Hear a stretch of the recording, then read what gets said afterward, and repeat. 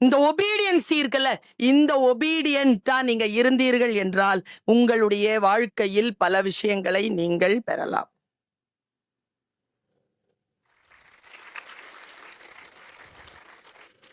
முக்கியமா எந்த இடத்தில் இருக்க வேண்டுமோ அந்த இடத்தில் பணிவுடன் இருங்கள். இலக்கை நோக்கி பயணிங்கள். ஆசைகளுக்கு பலியாகாதீர்கள். Will you believe this? நான் இன்னைக்கு ஸ்பீக்கரா இருக்கிறதுக்கு என்ன காரணம்னு நினைக்கிறேன்?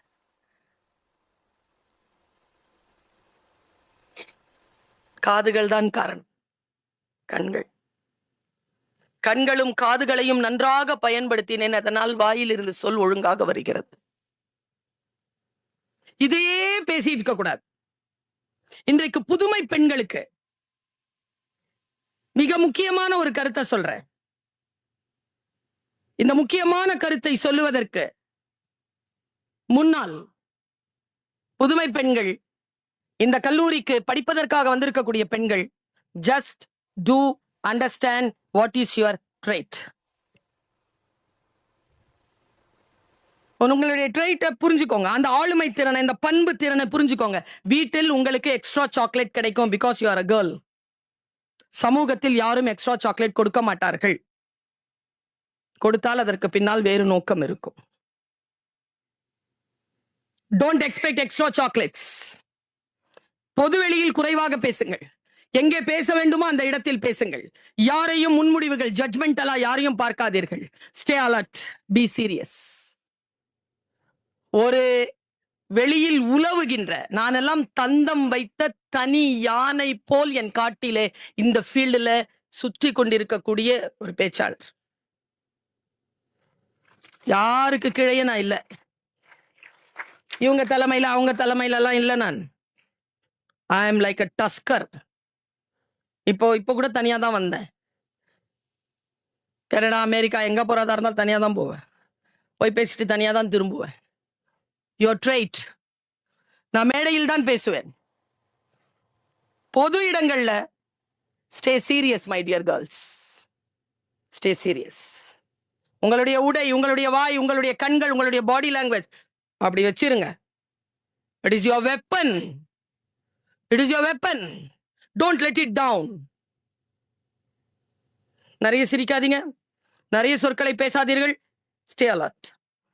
ஏனென்றால் இந்த ஆண்கள் இந்த சேர்ல உட்கார்றதுக்கு ஒரு 100 வருஷம் உழைச்சிருப்பாங்க. அவங்க 100 வருஷம் அவங்க பரம்பரை உழைச்சிருக்கோம். அதனால இவங்க இந்த சேர்ல வந்து உட்காந்துட்டாங்க. விஎஸ்பியில இன்ஜினியர் ஆகிறதுக்கு வந்து உட்காந்துட்டாங்க. பட் பெண்கள் நாம உட்கார்றதுக்கு 1000 ஆண்டுகள் போராடி இருக்கிறோம். 1000 ஆண்டுகள். அது இல்லாமல் இந்த சீட் நமக்கு கிடையாது. இதோ இந்த சீட் கிடையாது, இதோ அவங்களுக்கு அந்த சீட் கிடையாது. வரும் குழந்தைகளை. எனக்கு வரலையா? வரும். ஏன் மேடம்க்கு வரலையா? வரும். வரும். சிச்சுவேஷன் வரும். பலவீனப்படுத்துவதற்கு விஷயங்கள் வரும். நான் ஒண்ணு சொல்றேன். ராமகிருஷ்ணர் உட்கார்ந்துருக்கார். சத்சங்கம் நடக்குது. நிறைய பேர் வந்து சொல்றாங்க, காளிக்கு லட்டு பிடிக்கிறதுக்காக பூந்தி, இதான் நான் திருவொற்றியூர் கோயில்ல கேட்டது, பூந்தி போட்டிருக்கு. பூந்தி பிடிக்க, லட்டு பிடிக்க போகும்போது எறும்பு நிறைய வந்துருச்சு. நிறைய வருது, சாரையா வருது. என்ன பண்றதுன்னு தெரியல.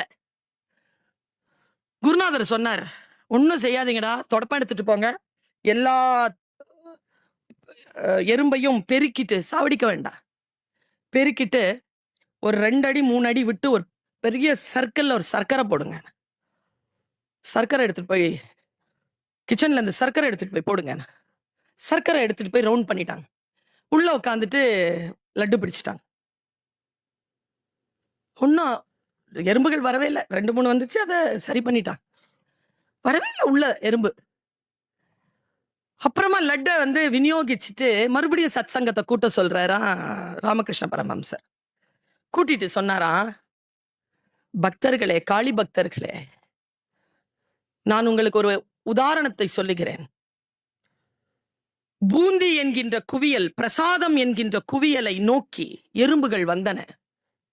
நான் அந்த பிரசாதம் வரைக்கும் அவர்கள் போய்விடாதபடிக்கு சர்க்கரை என்ற ஆசையை தூவினேன். அவர்களை ஆசையை அனுபவித்து விட்டு இலக்கை அடையாமல் அந்த எறும்புகள் திரும்பி போய்விட்டன. நீங்களும் அப்படி இருந்து விடாதீர்கள் என்று சொன்னார்.